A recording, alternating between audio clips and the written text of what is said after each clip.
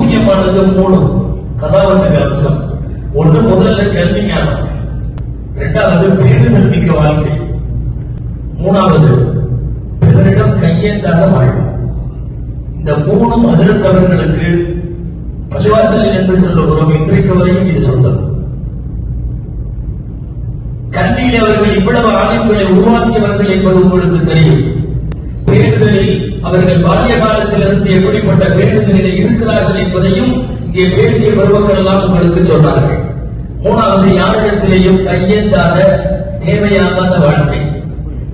நாம் வருகிறவரை எந்த பணக்காரனோ அல்லது பசை உள்ளவர்களிடமோ ஏதேனும் ஒரு ஆதாயத்திற்காக குனிவதோ அவர்களிடத்தில் கை நீட்டுவதோ அதற்கு அவர்களுடைய அகராதியிலேயே கிடையாது.